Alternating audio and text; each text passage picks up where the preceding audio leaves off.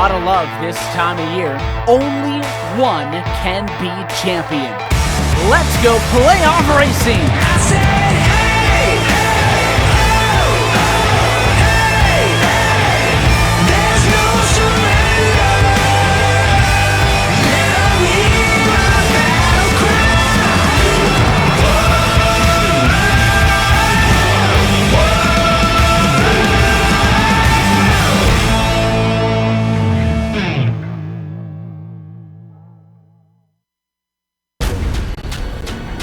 This is the original esport racing game.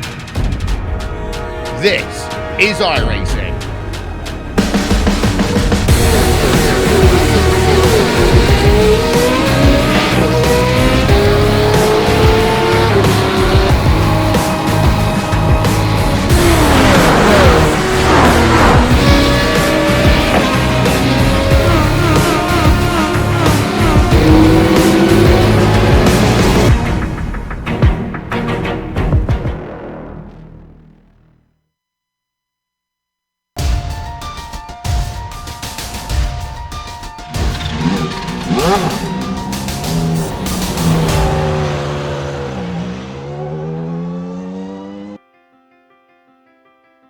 Detroit saw a thriller with Justin Albrecht ending his drought and taking the checkers in the Motor City. And while the drop weeks allow Gerber to retain his points lead, the few rounds remaining in narrow margins means the smallest mistake could have the greatest implications. Today's event at Okayama could set the tone for the final two races and greatly shape our story as we get ready to watch round 9 of the iRacing Kamel GT series. And you'll see it all live here on the Global Sim Racing channel and the iRacing Esports Network. Hi, I'm Joe Peak, and with me at the booth is Stefan Schlacker. Behind the scenes is our director, Sean Crackers Ambrose, and he's using cameras provided by Dougie Beard. Steph, last week it was Detroit Rock City, but this week the Kamel series is turning Japanese. Well, first of all, also from me, Okayama kara konnichiwa. One can say that the Pacific Grand Prix track was one of the biggest failures in Japanese F1 history. However, it has made its way onto the Super GT series and onto iRacing. 11 turns are located around these 2.3 miles of tarmac with one of the slowest third sector ever created. 2 hairpins and 2 medium-speed 90-degree corners make it challenging to navigate through traffic efficiently. Be on the lookout for spun-out GTPs there, as a turbo lag might catch someone out. Your prime overtaking spots are obviously turns 1 and 5, right at the end of the 2 longest straights of the Okayama International Circuit. But what better way to show you what this track is really about than a ride around with our GSRC lap title.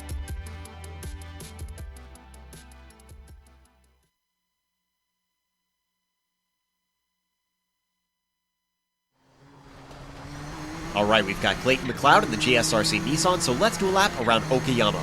Turn 1 is going to be a medium-speed corner, but it's still a great passing opportunity. However, the track switches direction shortly after, meaning some drivers may fight back into the following bend. Williams is a tough off-camber sweeper, and you can see drivers will be fighting understeer like mad. The Moss S is going to make any side-by-side racing pretty sketchy, and then you're immediately plunged into Atwood.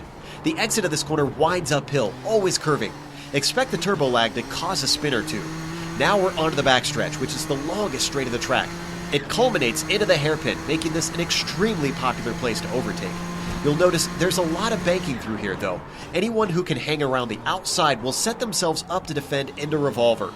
Granted, I'd try to get single file or else you'll be losing lots of time. Piper provides disturbingly little runoff to the outside, so try not to slide wide out of here. Then it's a short burst down to Redmond.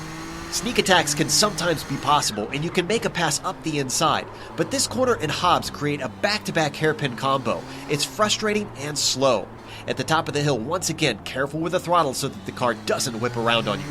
Mike Knight goes by in a surprisingly fast flash. Then you're setting up for the final corner.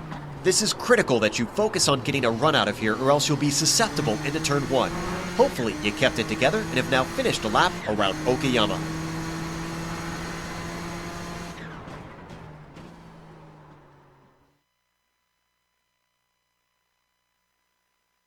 You see a lap around Okayama, and let's take a little glance at the points while we wait for the qualifying to get underway here.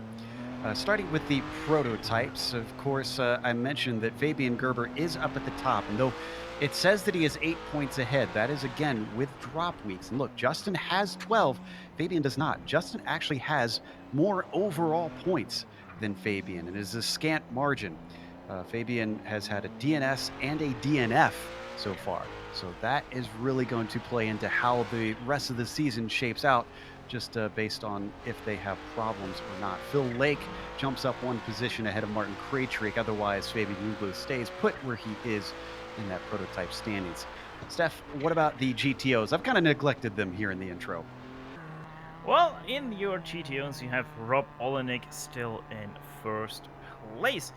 That is obviously with the 16 points already put in. Nicholas Mucanos, he's in second place, so that's two US drivers there in first and second, 23 points behind them. Then we have the first European and the only European in this chart here, Ovid Trengate, 70 points already behind your first place. Riley Thompson, third American in this chart, 81 points behind, and then it's really tight between Riley Thompson and Reed Miller there of Dirty Talk Racing, only 3 points between fourth and fifth in your GTO standings. In your GTO standings, it's looking not so close right now. Michael Haynes, he's in first place, and Simon Araba, he is in second place. We don't have a chart for that because technically there's only two drivers, Joe. And ironically, the only European in the top 5 in the GTO was racing for Audi of America. Now, today's race itself is another 40-minute event, their sprint feature that they run, which means you will not expect any scheduled stops for any of the drivers. If they have to come into the pits, they're going to be severely hampered. And as I mentioned, we are in round 9. They do get those 2 drop weeks, but some of those drivers have already used them up with bad results. 25 points for each win.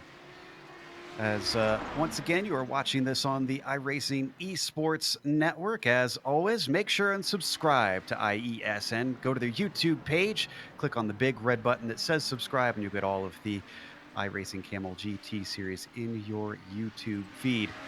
Qualifying has a few of our drivers in, mostly the GTP, since they're much faster around here, and Fabian Gerber on the provisional pole by about half a second over Justin Albrecht on that first lap. And it's Reed Miller currently leading the standings in the GTOs. No, I take that back. Billy Rolla just took the fastest time ahead of Rob Olenek. Things changing quickly out there, Steph, as it looks like the clouds are coming over. Yeah, it is starting to be exactly that. The big news in the GTOs is not that Villarola is in first place there, because that has starting to become a little bit of a norm here. It's by how much he is in first, because that is nearly a full second, 9/10 of a second to be precise, between Villarola and Rob Olenek. So he really did put down the hammer today. And Albrecht's second lap was faster, but not fast enough. He only got within 4/10, and that has been extended by a wide margin. There is now 7/10 between first and second place. Fabian Gerber is looking nearly unstoppable today. A drastic change from last week when he trailed Justin Albrecht for pretty much the entire race. Phil Lake, another one fighting here in the Audis, just got his first lap in. Good enough for the front row in that slower class, but he also has a lot of time to make up 8/10 up to Villarola. Yeah, and one thing we have to mention is that only the first two cars are within a second. So, yeah, Gabriel Legnini down there in third place, he's already 1.2 seconds of Fabian Gerber. Ooh, Olenek just went faster and now bumps himself up into second place, but it is by 0.5 over Phil Lake. So this is not over yet. This is quite a qualifying battle that we've got going on. Alistair Reed comes around to take his second lap. Let's see if he can improve on this 8th place. No, he cannot. About 0.2 down. So the 14th won't be able to jump up. This is Jamie Hall's first timed lap. And that is also good enough for second place and much closer to Rolla, the first driver to get within 0.5 seconds of the Finn.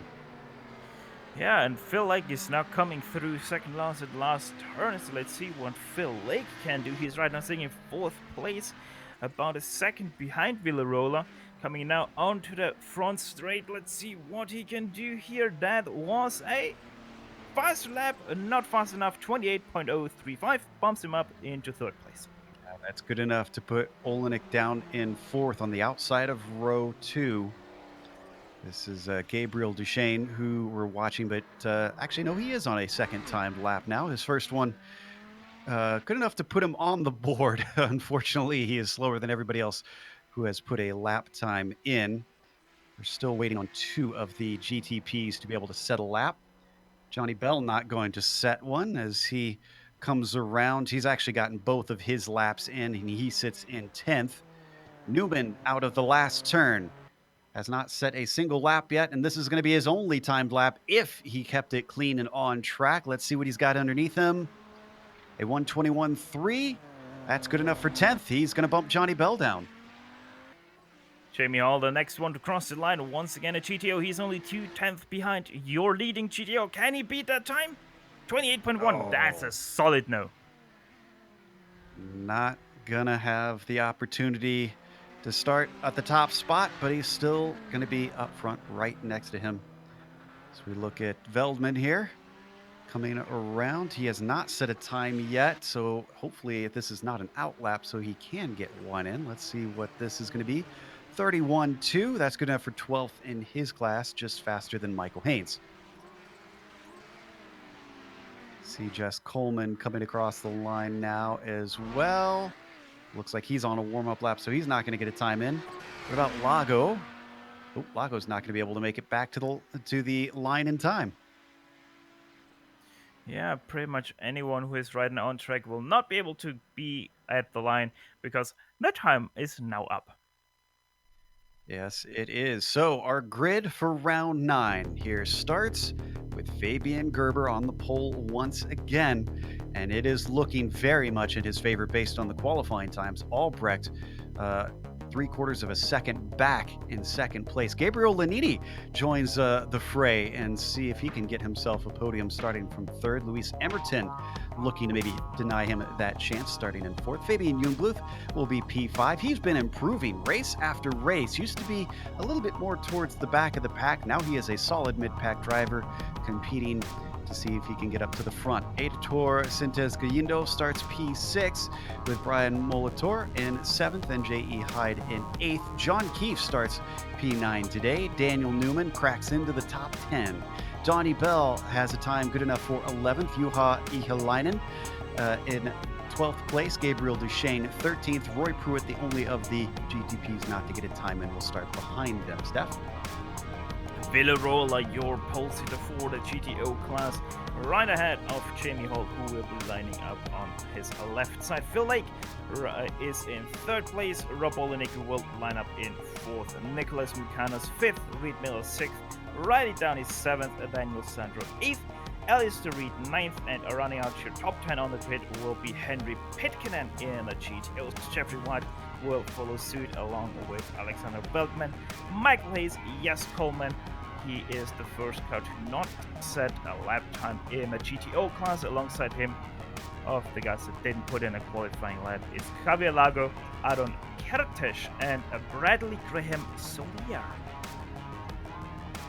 Waiting for the pace car to take off, head through Redmond, Hobbs, Mike Knight, and the final corner, and then it's going to release these cars to go. And again, this is going to be a very important race. If Gerber takes the win, that will help him out immensely in his bid, not only to stretch the points away, but to keep himself safe from Justin Albrecht, managing to retake the points lead, especially with the small margins they work with in the points around here. As the Porsche pace car now takes off, Fabian Gerber, who has the pole, will have control. Once that car peels in, you can see they will split the starts between the two classes. The GTOs will give a little bit of space so that they don't get into the back of that class if something erupts between them. And now through Mike Knight, the swift left-hander. There you can see the GTOs taking off now behind them. Porsche pace car peels into the pit lane. Fabian Gerber waits patiently as they come around the final corner. All the GTPs lined up. And he gets a good jump. Green flag is out here for round 9. The Nissans are off and away. Fabian Gerber immediately ahead of Justin Albrecht, but it is a battle for third with Lenini also getting into Justin Albrecht, who tries to save the car, but he spins around, gets hit, and he's over on his lid. We'll come back to that as we get to the start for the GTOs. Villarola right now defending his first place against Jamie Hall, who is on the outside. Now Villarola gets a little bit squeezed there as there's a GTP coming onto the track again. Villarola, because of that, losing his first place in turn 2. I think that was Brian Molitor trying to find his way back onto the track, but boy, that was messy for the first turn in the GTPs, and already we're seeing championship implications in that incident.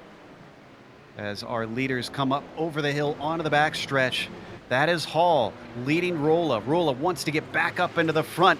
Hall desperately wants to hold on to this, knowing that Villy is usually incredibly fast compared to the rest of the field, but he's going to hold him off down through the hairpin and revolver, so the battle is on for the lead.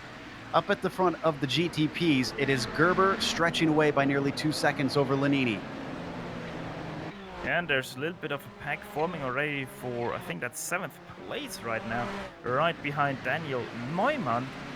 About a 4-car train there, all behind him. Actually starts with J.E. Hyde ahead of him.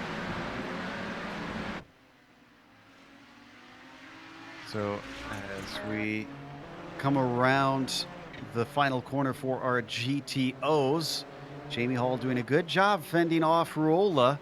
Not really under attack quite yet, but they will have Brian Molitor in that GTP car coming back through pretty soon. He could throw a monkey wrench into things. He's already gotten past the 4th place car of Nick Mukanos. Next up is Phil Lake. And he's going to catch them as they come through the S's. I think actually he'll get him at just the right spot. Up this backstretch here, he shouldn't really get in the way. Yeah, let's see. Actually, Villarola got a good jump. They're out of turn 4, but not enough to right now challenge Jamie Hall. Maybe he can do something with the draft of Brian Molitor. That remains to be seen, but Brian Molitor really slow on the straight. Obviously can break later. Now he's a little bit opening the door for Villarola, who tries to go in there, but Jamie Hall closes the door. Back switches back, left-hander and a revolver, but Hall off course. A little bit rattled by that incident. He gets himself collected and back together, stays in the lead. Certainly is going to have to be on his guard to keep Rolla behind. They've also got Phil Lake close in the fight, so if those two start tangling, even he could suddenly become part of the mix. In 5th place, J.E. Hyde now gets overtaken by Daniel Neumann into turn 1. Actually, they're still side by side for that 5th place. Neumann with the better launch out of turn 1, but here comes J.E. Hyde back at him through turn 2. And now Neumann gets the jump, but here also now comes Aitor Galindo. He's got the inside into Atwood. Can he seal the deal, though? Oh, and spinning to the outside of them. There goes Newman. Big mistake and a costly one at that. Multiple cars sneak by. Galindo certainly takes the best out of it as he gets 2 positions in 1 corner. Yeah, I think that was a little bit too far to the outside there for Neumann. And it seems like he just lost it there a little bit under the turbo lag. Unfortunate that he was not able to get through there, but you can see the battle still very close. A little poke to the inside from the 4th place car, Nick Mukanos. It is basically a 5-car train. Up at the front, still Hall, Rolla 2nd, Lake 3rd, Mukanos 4th, and Olenek in 5th. They pulled away by 2 seconds ahead of Alistair Reed, who's the next one back. Honestly, Villarola is right now in one of the weirdest sandwiches ever, because on top of him there is a Dirty Talk car against him, and then it's 3 more Dirty Talk cars behind him. So yeah, he is not really right now the meat between the buns, but he is probably right now the salad.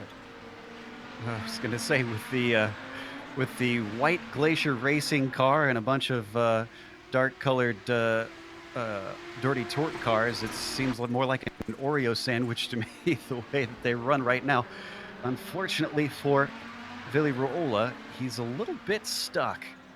and has really not made too many attempts that we've seen, which surprises me because Villy usually is much faster than the rest of the field. I would have thought that he'd be quick to try and get by and stretch away. Certainly playing a patient game currently. Pretty sure that's also down to how this track is. It's very hard to pass at. It doesn't matter if you're the same class or like you have your GTO, GTP, that interclass interaction. That is going to be difficult as well. You only have those two passing zones into turn 1 and 5. And especially in the GTOs, if you don't get the run out of that turn leading onto those straights, you really are in trouble. They come through the technical latter half of the lap. Not sure that we'll get many chances to pass here, so why don't we take a glance away real quick at that opening incident into the first corner with the prototypes. Now, this was Lanini, I believe, making contact with Justin Albrecht. And he just came in deep. He was a long ways back, Steph. We'll see here on the replay from above. He's initially fighting with Emerton. Brakes very, very late, and then there's poor Justin who goes to turn in, and suddenly there's a car there. Yeah, it seems like Lanini just barely missed his braking point there and thus kind of rear-ended Justin. But yeah, racing incidents, stuff like that happens in turn 1. You're always a little bit high on your nerves, and if you're not nervous, then you are not really a human being anymore. So yeah, it's just natural, it's just human, and yeah, just very unlucky there for Justin landing on his roof. Certainly is. We got to go back to the lead for the GTO class. The two Audis up front, Rolla and Hall, getting ever closer. Rolla has a chance to attack. He tries to stick his nose in, but Hall breaks just about even, almost cuts him off, but gives him space at the apex once again with it switching back. But look at the momentum carried around the outside. It almost works out for Villy Rolla. That opens the door for Phil Lake. Sticks his nose in, but that also not successful. Yeah, I think Villy Rolla got a little bit weirded out by Bradley Graham Soulier there being on the inside. He wanted to brake later, but then decided to brake early. And then once he got past Brian, he opened up that brake again. So yeah, Villy Rolla, I think he would have had the inside there quite nicely, just didn't want to risk it going 3 wide there with the lap car. Seems a little bit more of what we've come to expect from Villy Rolla. I'm curious to see if Phil Lake can maybe sneak something through if it goes wrong for the Finn, especially considering he's a teammate to Jamie Hall. He wouldn't mind managing to help out for that Dirty Torque team. They swing it through Williams as we jump over to the battle for third that we've neglected here in the prototypes. This has been awful close, and they also have, looks like Michael Haynes trying to stay out of the way of those two.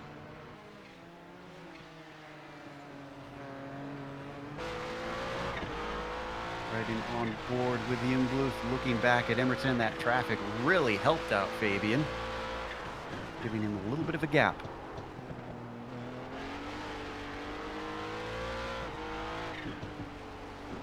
This fight has been close pretty much since the drop of the green, but they are falling off of the top two, about 4 seconds back from Lanini, who himself is 3.5 seconds back from Gerber.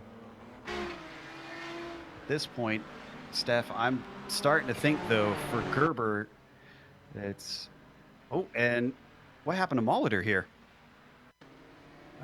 Let's see. I'm gonna see it the first time with you guys. That is the last turn, and that is quite some oversteer. Yep, starts to go away, and he almost catches it about twice. Let's see, did he touch the dirt, or is it just the turbo lag?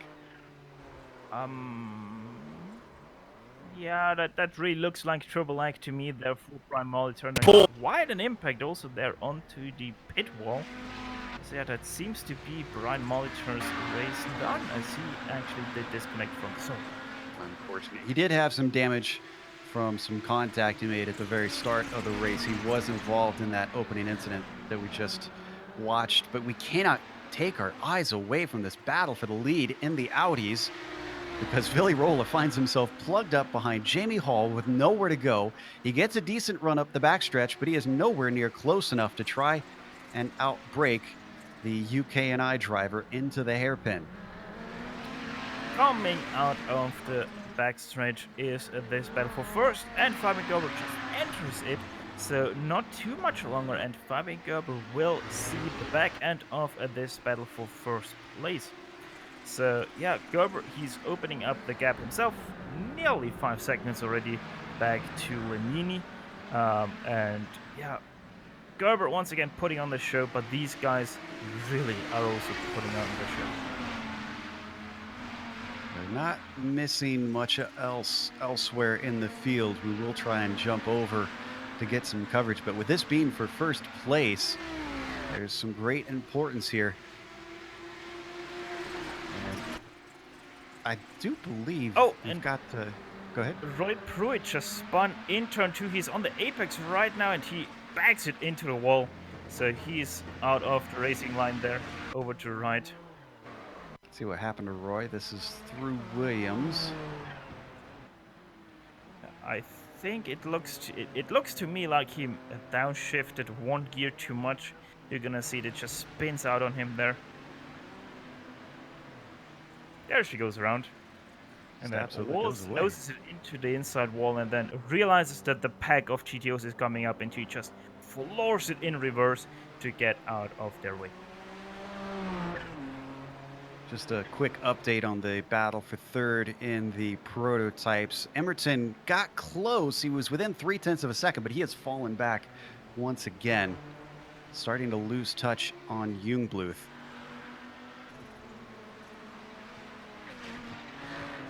We're barely 10 minutes into this race, and we've seen a lot of action. Can we quickly go to Lenini, because he's right now held up behind 2 GTOs through the Volvo, losing him a lot of time back to Lewis Emerton and Fabian Jungblut. That's really how you can see that interaction between the GTP and GTOs here in this third sector. It's really hard to get past even... Lenini there with quite a tank slapper on the turbo lag, but it's really hard for the GTPs to actually get past the GTOs here because of the superior acceleration that the GTOs have. That was honestly a good catch from him. He nearly lost it. We've got to go back to the lead because Rolla is incredibly close. In fact, I wouldn't be surprised if he tried it into Atwood. He says no, not quite yet. Maybe he's looking for the backstretch. He gets right underneath the rear spoiler of Jamie Hall. Can he get the launch off the corner? I think he's got it. He's going to get a nice slipstream as they speed their way towards the hairpin. He looks to the inside, tries to see if he can get his nose in, but he's just not good enough on the brakes. Here comes the cavalry too. John Keefe and Fabian Gerber trying to find their way through. Yeah, and the thing... Ooh, and something happened to Lenny. He's down in 4th now. Oh. Did he blow an engine? What happened here? He just slammed the brake. Let's watch on board and listen. See. No. He's Lenini is still driving. He didn't blow an engine. He just slammed the brakes, and yeah, he's carrying on right now like normal again. I wonder if he had a hardware issue. Had to pull over and take care of something and able to get going once again. Come back live and unfortunately cost him 2 positions. He's off the podium now in 4th. Jungbluth now promoted to 2nd. Talked about the way he's been improving. This is going to be a nice points haul for him. Emerton up to 3rd as well. And here comes now Fabian Gerber through the leaders of your GTO field. Takes Philip Blake, and now he is behind Villarola and Jamie Hall. That is going to be a little bit hairy there. It's going to hold up Villarola, as it seems. Yes, it does. Villarola slams the door for Philip Blake. And now he gets hold up a little bit behind the slow Fabian Gerber. Gerber's going to hold up Hall a little bit, and it all gets paid right back. So though Rolla dropped off momentarily, he regains that. Oh, and a little look to the inside. He's given space. Phil Lake tries to take an opportunistic move on Rolla. It doesn't pay off, but that's going to distract him and cost him yet more time. And once again, Jamie Hall skitters away with a bit better of a lead. But for how long will that little bit of a lead last over Villarola? We know he is quite good around pretty much any track in this Audi GTO. And sure enough, that gap is already closing in inch by inch. He had to go a little bit defensive down the front stretch because he didn't feel safe from Phil Lake for part of it. That's John Keefe that you see in the red and white Nissan behind them, waiting to try and get through. He's going to get a little bit of space through the S's, get one of them, but not all three. And John Keefe is a little bit damaged, so he might not even get both of the GTOs right now, probably only Villarola. So yeah, once again, Villarola not the best lapping interaction for him. Manages to get to the inside of Villy. Once again, the hairpin just proving a horrible spot for Rolla and PPP traffic. It's getting close for that second place fight. Oh, in contact! That's Emerton running into Gabriel Duchesne. Both of them managed to pull away from it, but how much damage is on Emerton's car? Well, that was a little bit awkward. Now, also, this is his braking point. But yeah, let's have a look at that lapping maneuver. And let's stay with this replay because it causes a battle to erupt between Mukanos and Olenek. There you can see him trying to lap the car around the outside. That's Emerton in the red and white machine. Duchesne in the blue and red. Jungbluth was chasing. And then look at this fight because of that. That's Olenek in the white car trying to get one up the inside into Redmond and then back through Hobbs. Unfortunately, he's around the outside. Mukanos is able to fend him off eventually. It takes a while, though. Yeah, there's still nose to tail. Oh! Oh, no. It just came together with Mukanos. And in that, Olenek goes off course.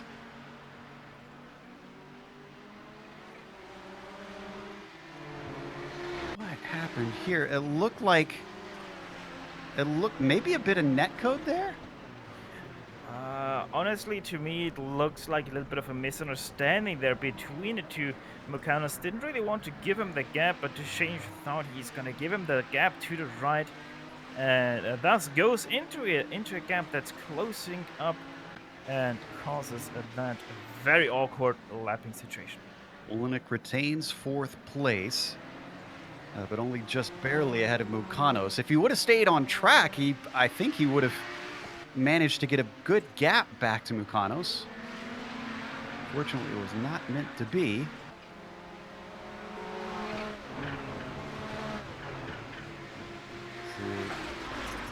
The leaders work their way back into turn one. Still close up here, 0.3 of a second. Rolla has hardly dropped off more than half a second behind Jamie Hall during this entire race. And you have to admit, the number 9 has been soaking up the pressure beautifully. Yeah, he really has been, Jamie Hall, really showing his worth right now. But for how long can he keep Villarola behind? We know Villarola always can step up his game in the race compared to qualifying. And that means quite a lot because he's already quite fast in the qualifying. But yeah, Jamie Hall so far doing an excellent job as he nearly gets a little bit of a love tap there by Villarola. Yeah, that was awful close, but no harm, no foul. He doesn't touch him, and he keeps both cars clean. Let's stay on this, but a quick note about that battle between Olenek and Mukanos. A reminder, those two are fighting for the championship. Though Mukanos is a ways back in the points, obviously he desperately wants to get by to try and close that gap. They're going to lap Michael Haynes here in our lead cars. He's the white GTO staying to the outside. And technically also your GTU leader at the moment. But as already mentioned, that is just a two-car championship. So yeah, Michael Haynes still doing a top job right now. But our focus stays on this lead battle as Villarola once again looking a little bit to the right side. But I'm starting to think that that really is his line into turn one. Not missing anything at the front of the prototypes. Fabian Gerber has actually stretched his lead out to 16, nearly 17 seconds. Right on board with Phil Lake looking at the battle for the lead in the Audis. Emerton's problem's a big contributor, I believe, to that huge gap opening up down in the prototypes. Lake looks like he's struggling a little now. He's fallen off. Yeah, it seems like Lake is struggling a little bit with his times, but he also had a little bit of a slow interaction with Galindo there, who is now in third place of this train. So yeah, I'm pretty sure Phil Lake will be there again in no time as he goes really sideways out of that turn 7. Lap traffic getting between P1 and P2. Galindo gonna separate them here through the weaving back and forth uphill hairpins to the top of the hill through Mike Knight. He's gonna have to wait until after the final corner here, just not close enough. Now he's able to let them be. And once again, this all seemed to work out a little bit more in favor of our leader, Jamie Hall.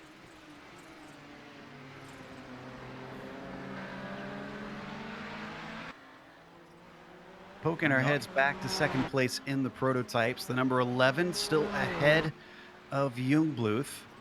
If we could get a close-up of the red and white machine. Emerton's car, remember, made some contact with Duchesne. I'm not really seeing anything. It looks pretty clean. I think he's okay.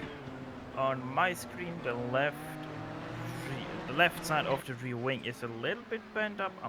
I'm not sure if that's also the case here. Yeah, it is. You can see it a little bit being bent up, but apart from that, he seems to be perfectly capable of still going quite fast.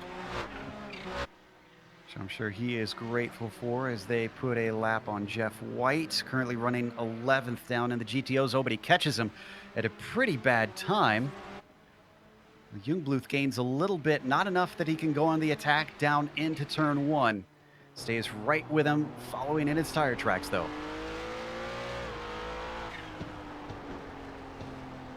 Now past halfway in this race. Ooh, off track there, kicking up some dirt from Emerton. Obviously pushing hard to try and hold back the number 10.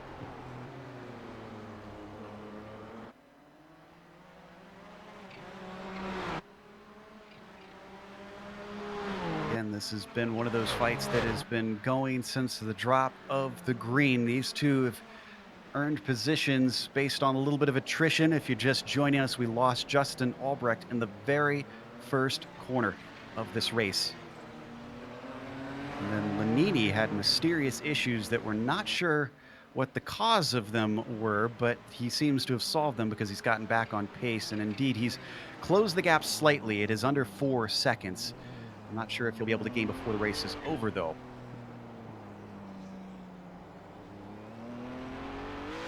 First place in the GTO, still very tightly contested as Ioalainen just gets spun around by Phil Lake. Out of the hairpin, that was a little bit of a trouble like he tried to save, and then Phil Lake nowhere to go behind that poor GTP, spinning him around, no harm.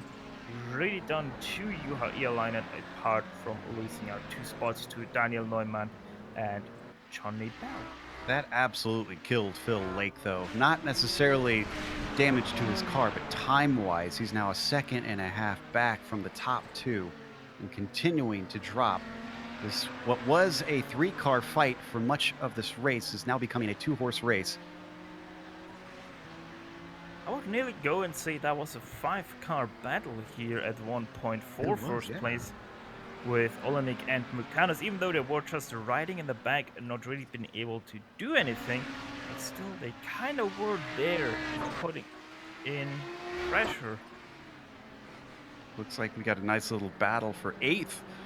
We haven't really been able to show much of the mid-pack in the GTOs. These 2 Audis looking to try and sort this one out. That is Downey in the green machine trying to overtake the red and white car of Henry Pitkanen, excuse me.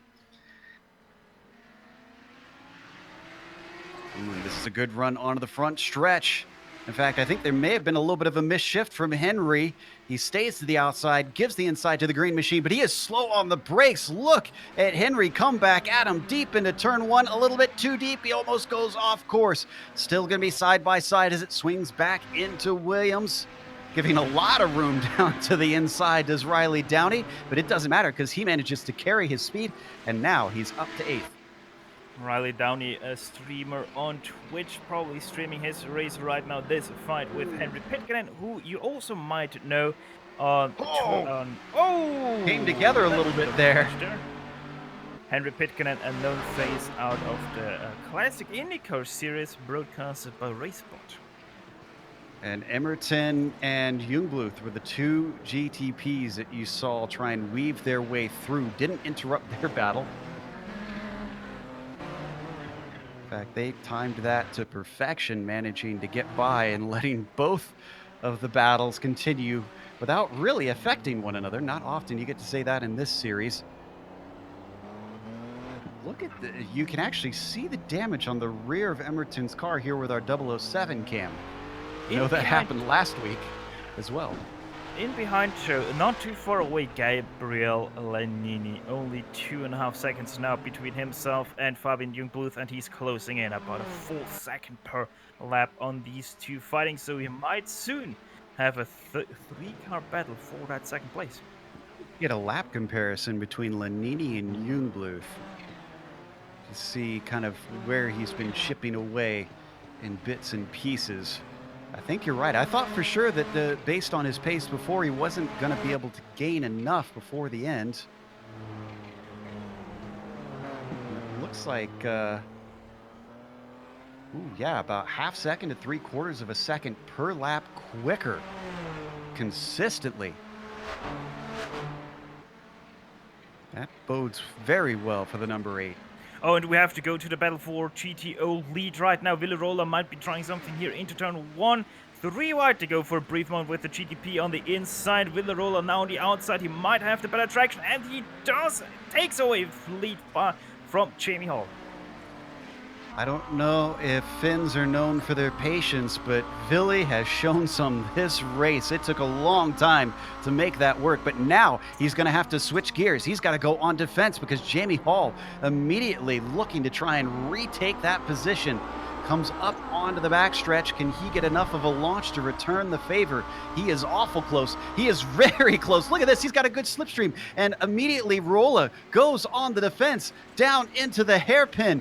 Can Jamie Hall hold on around the outside as they almost bang wheels coming through the corner? He's going to have the inside of Revolver, but he's just not far enough alongside. Oh, a big slide, though. Rolla goes off track, tries to collect it with the 4-wheel drive. He does, but he gives away the lead. Half a lap led, and suddenly it switches right back. Villarola giving away his chance at the win for right now, but he still is very close to the back of Jamie Hall, who luckily retains this lead for now. Still have about 12 minutes left in this race. Unbelievable. And in all of this, they were not caught by Phil Lake. I would have thought with all that side-by-side action, they'd have been slowed up. Ihalainen now comes through.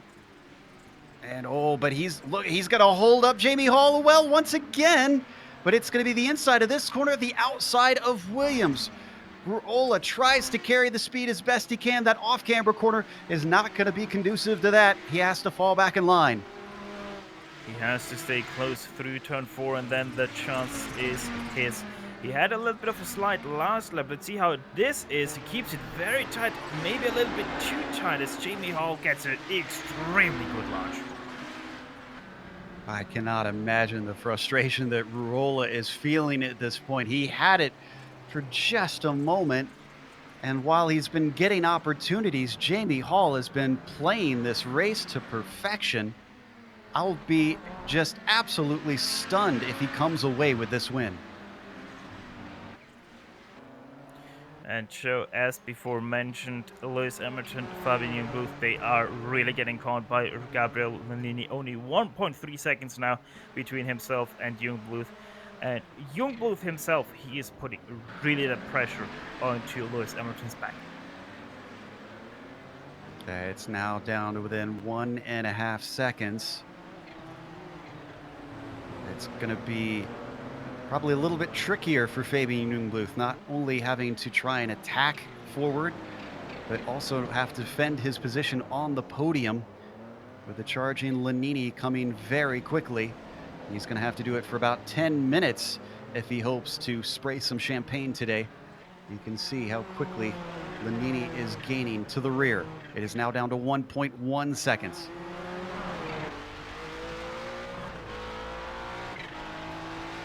On board now with Lanini, showing you how it is to be the chaser of this battle as Fabian Gerber comes around for the second time around the battle for P1. So Fabian Gerber will be lapping the entire GTO field twice in this race. He won't be able to do it one more time in the last 9 minutes remaining of this race. So we ride on board with Gabriel. And don't let the name fool you, though he could still be Italian, I'm not entirely sure. He hails from the Hispano-America Club. So let's see if he can use some of that maybe possibly Italian heritage to find a little bit of speed. As he comes up now within half a second. Oh, and the P1 Battle for GTO is right now side by side. Willy Roller tried to stick his nose in at the second last turn, ran over the curb and really got himself sideways, thus not being able to do that. That finally brings Phil Lake close in. You could see him hovering back behind them even before the incident. Wow, that was brave. Does this smack a little bit of desperation though on the part of Rolla?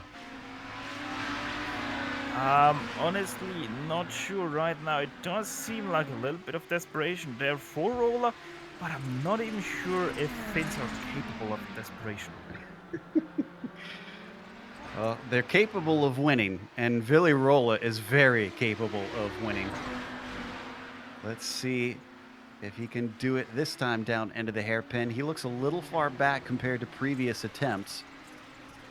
They've pulled away from the 4th and 5th place cars significantly. We talked about how it was a 5-car battle earlier. Olenek and Mukanos are still back there, but Mukanos is falling away from Rob, further damaging his chances of taking the fight to him in the final 2 rounds after this.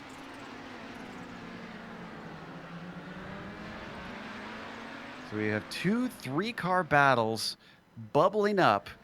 Which one is going to spill over first? One is the battle for the lead in the GTOs between Hall, Rolla, and Lake. The other is the battle for second in the GTPs between Emerton, Jungbluth, and Lanini. Well, they are soon gonna meet because the battle for P2 of the GTPs is now going on to the front stretch, where the battle for P1 is now exiting the front stretch. So sooner rather than later, we will see those 2 battles hopefully not clash but meet on the track. It'll certainly get spicy when they meet each other, because it's difficult enough when you've got 2 2-car battles coming together, but 2 3-car battles seems like a recipe for a little bit of chaos, which might be what Rolla needs to finally get this pass done and keep it. As we watch our battle for second and the prototypes come up to the backstretch, now we switch up to Rolla chasing Hall, as he's been doing for just about every single lap of this race. No pass attempt down into the hairpin for them. Just one more turn between the 2 battles, and I had a quick look onto his iRacing profile. Gabriel Lanini is from Argentina. Thank you for that little bit of research. Although I would have thought that that would count as some sort of South American club, but I guess it's still Hispano-American down in South America. It's one of the Americas. Anyways, geography aside, as we ride on board with Phil Lake, they come onto the front stretch. When are they going to catch them? That could make a huge difference here, is where the traffic catches you, Steph. Yeah, it really comes down to where does the traffic catch you, as you said. And it seems like right now we might see these 2 battles come together at the end of the back straight, where Lewis Emerton is now just behind them. So that will most definitely hold them up quite a bit. Yeah, that's not the place that they want to be caught, because that starts the more technical portions where there's very little place to try and get around. Emerton's going to try and go the long way around on the outside, and he barely squeaks through on Lake. That holds him up slightly. Now he's going to dip to the inside. This could hold up Jamie Hall depending on how late he can brake. And look at that, 3 wide as Billy Rolla tries to take advantage, but suddenly there comes Jungbluth. He doesn't want to get held up as well. Manages to do it without contact, but there is contact behind him as Rolla and Lake make door-to-door banging. They come through Revolver and Piper, and it is Lake who comes out ahead it is Rolla who comes out ahead in second, but he's lost touch with Hall. And here now comes Lanini. This is really bad news for him, being held up by the GTOs now. Through this technical section, it does help him a little bit because they do have the acceleration, but now he finally gets past at least Virola, and now through the front stretch they go. He can finally get past Jamie Hall. Traffic demolished Gabriel Lanini. It is 2.5 seconds up to Fabian Jungbluth after that incident. That did separate our battle for second in the prototypes. Emerton managed to pull a gap on Jungbluth. And though it took away a little bit of our battle for first, actually, you know what? Rolla is already on his way back up there and dropping Phil Lake after that. Really shows how much speed Ville Rolla would have if he would be able to drive alone away from Jamie Hall, but that just doesn't happen at this time. I'll be honest, that went about as expected between those two duels going on. Coming down through the hairpin. Rolla still about 0.7 of a second back on Jamie Hall. Can the UKNI driver, the Dirty Torque teammate to the man back in third, Phil Lake, manage to take away the victory?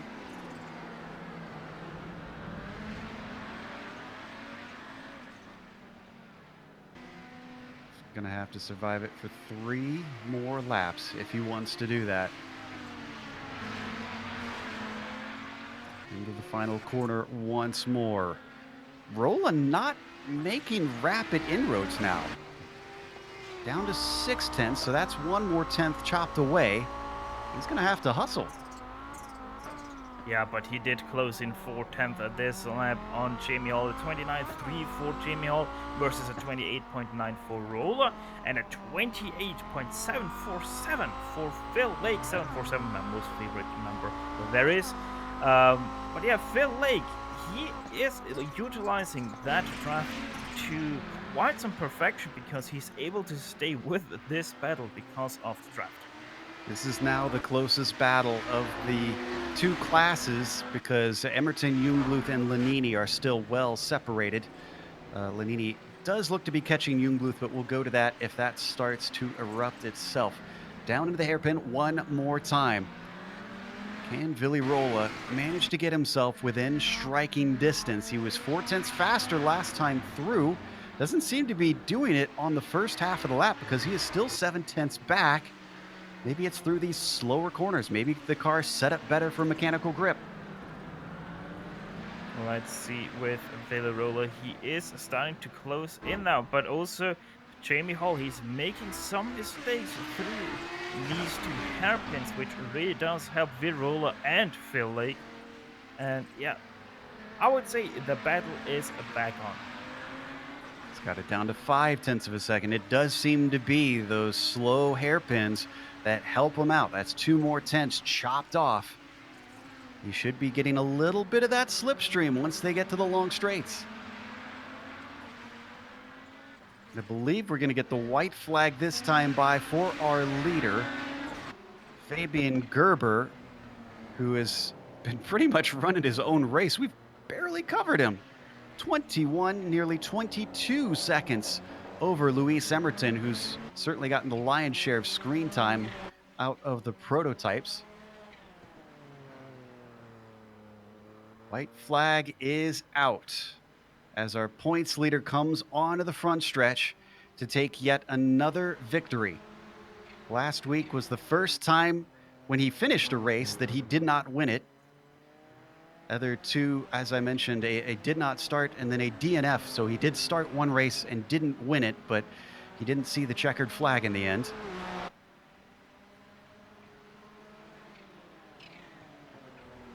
Our GTO leaders are now coming back through the hairpins of Redmond and Hobbs once more. Can Rolla continue to gain? Oh, no. Wow, it looked like he lost time there a little bit. Yeah, I think Jamie Hall is starting to square off. Oh, and there goes Phil Lake. Not going to lose the position, doesn't hit the wall. Critical moments for Phil Lake, and he botches it coming through the final corner, spinning off. As we come back to our overall leader, weaving his way through, left-hander through Redmond, right-hander through Hobbs, at the highest point of the circuit, and then it dives back downhill through Mike Knight. Made it look easy without Albrecht there to try and challenge him today. Fabian Gerber is your winner in the GTP class here at Okayama. Lewis Hamilton will take home second place. Fabian Gerber will take home third place. First place for the GTOs is still under question because Willy Roller, he's still quite on the back of Jamie Hall. That little bit of a gap that he managed to pull the last time they got separated has been absolutely critical in this fight, because ever since Jamie Hall has pulled that, Willy Roller has not been able to close enough to him to try and attack. All Jamie Hall has needed to do is just keep the car safe and smooth and keep his pace up, and he has held Willy Roller at bay for this entire race. It has been a fight for the win and for the victory, and Jamie Hall is going to take that win here in the GTOs in impressive manner. Phil Lake does get that third place, well ahead of Rob Olenek, who extends his championship lead ahead of Nick Mukanos. Last GTP on the lead lap looks to be Newman, and I believe Mukanos, our last one on the lead lap in the GTO. So that's going to finish us out here at Okayama. Stick around because we're going to have the official results as well as driver interviews on screen, though. Between now and then, you'll see all the upcoming races here on the GSRC.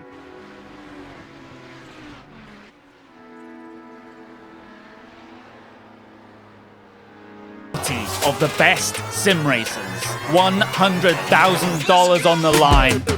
Who will rise to the challenge? This is the most competitive and sought-after season in iRacing World Championship history. This is where legends are made. This is the Porsche Esports Super Cup.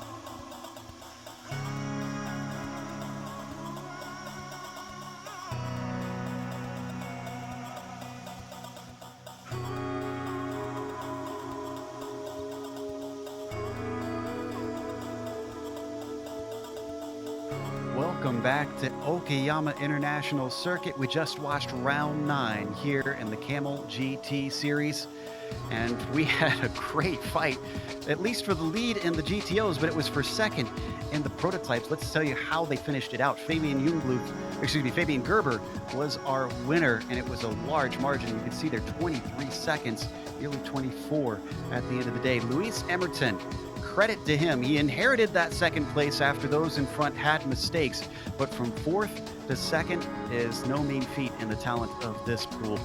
Fabian Jungluth tried to take it away from him, but had to settle for third. He had Gabriel Lanini breathing down his neck. He was in second place for the first part of the race and then had mysterious issues that we're still not sure what caused them and wound up in fourth. Heitor Sintez Gallindo was P5 in the end with Daniel Newman.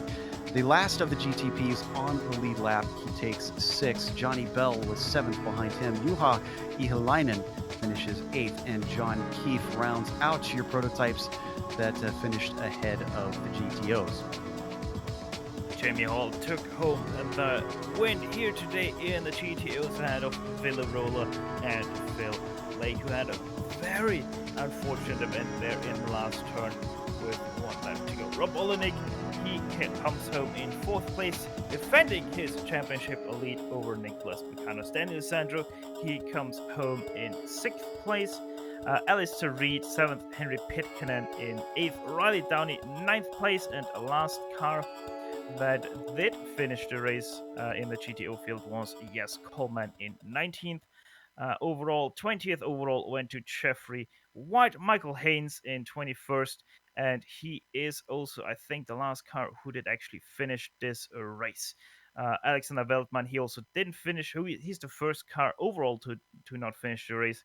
Alongside him in the GTOs, Javier Lago, Bradley Graham Solia, Reed Miller, and Aaron Kertész didn't finish the race. We have our winner ready to talk to us. Fabian Gerber joins us in the booth. Fabian, it looked like a little bit of a cakewalk from your perspective, and normally I would say that was helped by Albrecht's problems in the first corner, but looking at your qualifying time compared to him, do you think it still would have wound up with that big of a gap had he managed to make it through turn 1? No, not gap like this. I'm sure Justin is always very fast. I could. There was, of course, a chance to win today with this qualifying time and starting in front because it's very difficult to overtake. But in the traffic, it's always unforeseeable what happens. So it's too bad what happened to Justin. I wonder myself how it would have gone with him on behind me. Now, though this does extend your points lead a little bit more, obviously you've got a race that you missed as well as one that you weren't able to finish, and that takes away your 2 drop weeks. Does that put pressure on you in the last 2 rounds to make sure that you don't have any major errors and just see the checkered flag? Yeah, I think so. It's I was away 1 week in Solder and in Sanderton I had my modem crashed, so I couldn't even start really. So that was bad luck, but it happens. And so the next 2 weeks are going to be exciting also for everyone who watches, who follows this series. So Justin is going to be fast as always. So it's still open. It's not mine yet, not at all. Certainly, especially with Watkins Glen being the next track. Even though these cars aren't known for offering much in the way of slipstream, do you think that he's going to be able to hold on to if he's not faster? Yeah, I think so. Yes, I always expect Justin to be as fast or even faster. So the race then decides, of course, but I don't expect it to be an easy finish for the season for me, not at all. All right. Well, we look forward to the excitement in the last 2 rounds. Congratulations on today's victory.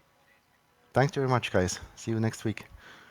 That was Fabian Gerber, winner in the GTPs. Up next, we have third from the GTOs, and that is Phil Lake.